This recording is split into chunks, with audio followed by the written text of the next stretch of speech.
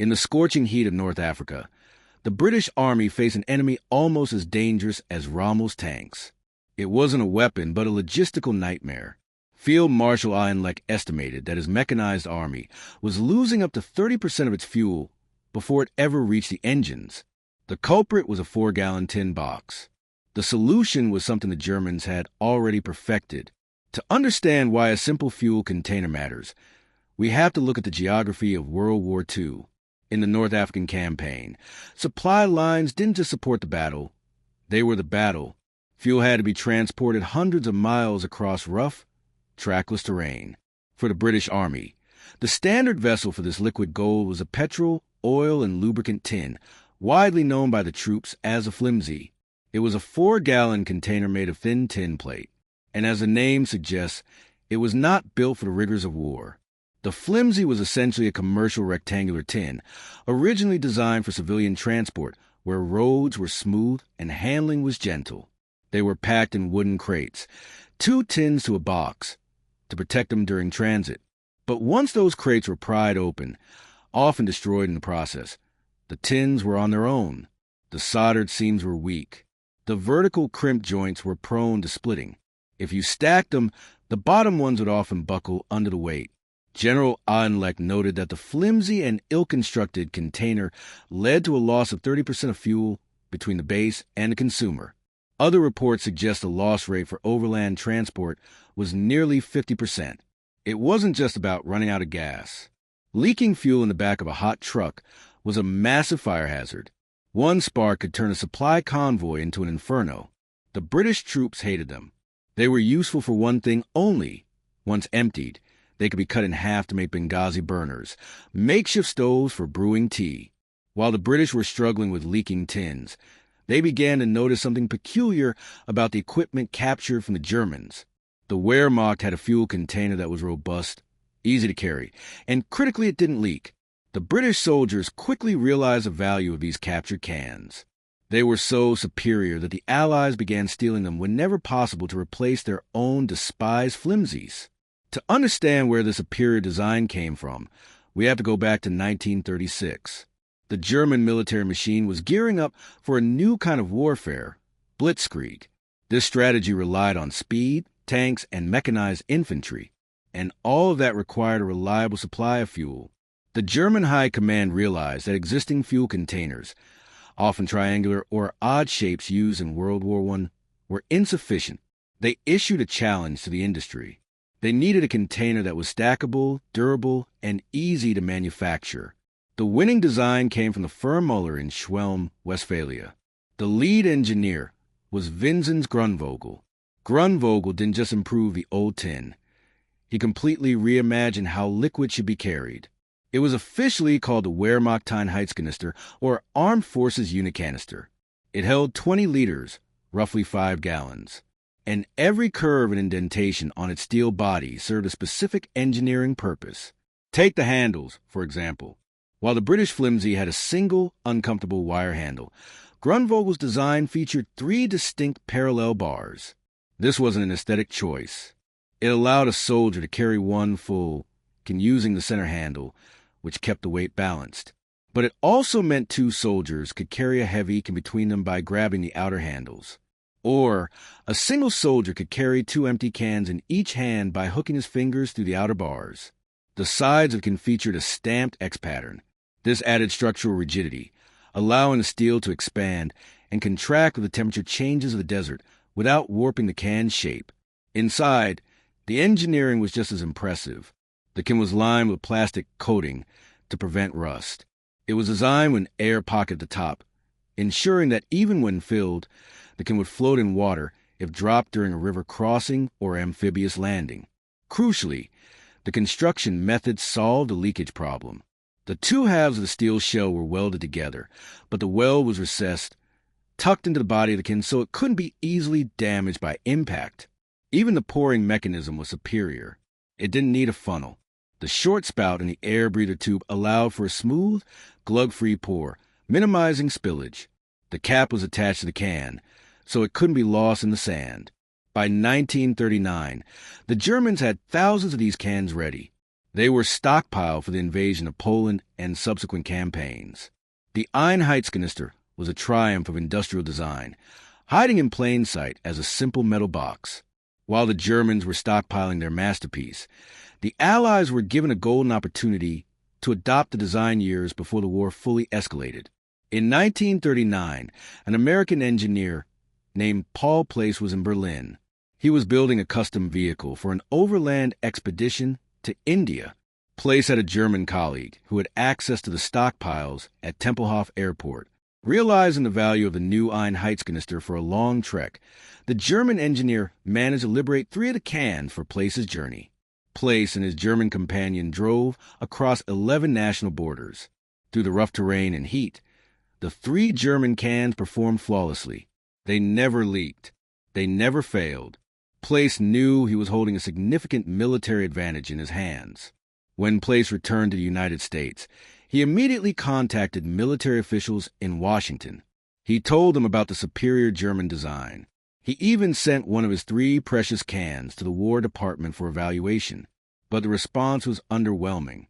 The U.S. military believed their existing fuel containers were sufficient. They were using World War I era 10-gallon drums, and were in the process of developing a new 5-gallon container of their own. They operated under the assumption that if it wasn't invented here, was it worth looking at? The American solution was a cylindrical tin, often described as a bucket with a lid. It had a screw top cap that required a wrench to open and a separate funnel to pour. It lacked the 3 handles. It lacked the recessed weld. And critically, it lacked a specific internal lining that prevented rust and contamination. Because they were often round or had protruding rims, they couldn't be stacked efficiently like the brick-shaped German cans. When thousands of these American cans were sent to the European theater, the problems became obvious immediately. They leaked, they rusted, and when they were stacked in the hold of the ship, the bottom ones would often be crushed. Back in Europe, the British didn't have the luxury of ignoring the problem.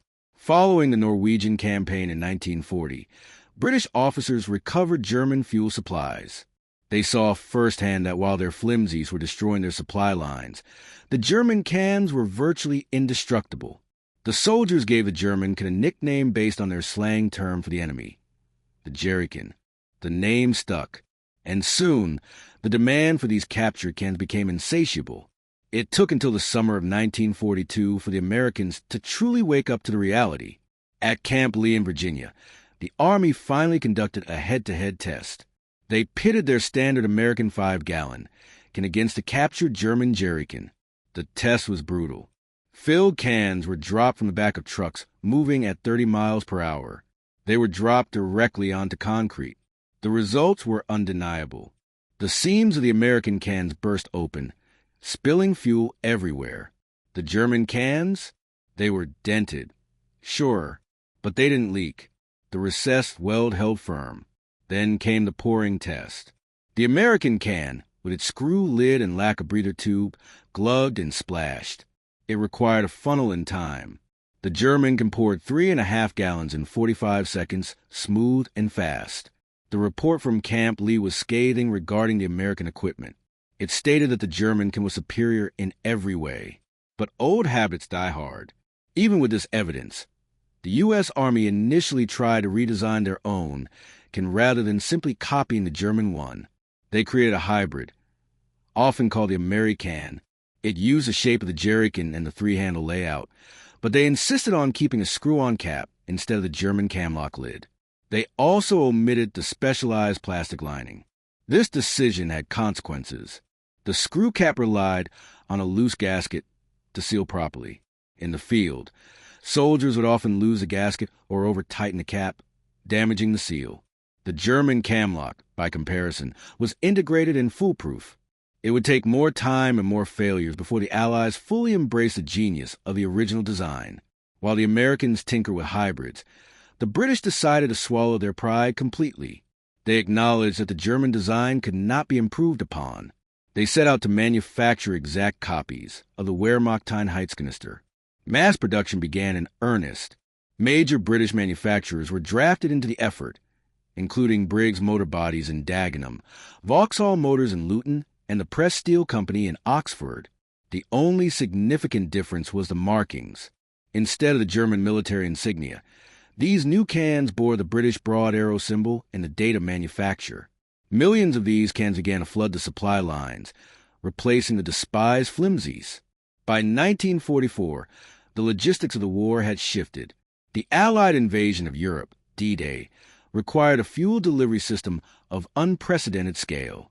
While pipelines like Pluto were built under the Channel, the tactical distribution of fuel to tanks and trucks on the front line relied entirely on the Jerrycan. By the time the Allies were pushing through France, it is estimated that over 21 million Jerrycans were circulating across the battlefields of Europe. They were the lifeblood of the advancing armies. The impact of the simple steel container was so profound that President Roosevelt himself acknowledged it. In November 1944, he stated, "Without these cans, it would have been impossible for our armies to cut their way across France at a lightning pace, which exceeded the considerable speed of the German Blitz of 1940. When the smoke cleared and the war ended, the Jerrycan did not disappear. In fact, it became the standard fuel container for the armies of NATO. The design was so perfect that for decades, no one could find a reason to change it. Today, the Jerrycan is an icon of both military history and civilian adventure. You see them strapped to the back of Jeeps, Land Rovers, and expedition vehicles around the world. If you place a Jerrycan manufactured today next to one stamped 1939, they are virtually identical. The three handles, the X-stamping, the camlock lid, the breather tube, every feature Vinzenz Grünvogel design remains in use. It is a rare example of engineering where form and function were perfectly balanced on the very first attempt. In the world of industrial design, it is often said that you cannot reinvent the wheel. As it turns out, you cannot reinvent the fuel can either. From the deserts of North Africa to the forests of Europe, the humble Jerrycan proved that sometimes the most important weapon in a war isn't a gun or a bomb. It's a simple stamped steel box that just works. If this story moved you, as it did for us, take a moment to hit that like button. Every like helps us bring these forgotten heroes back into the light and share their legacy with more people. Don't forget to subscribe and turn on notifications. We're bringing you stories from the past, from the battlefield to World War II, every time we share a new chapter.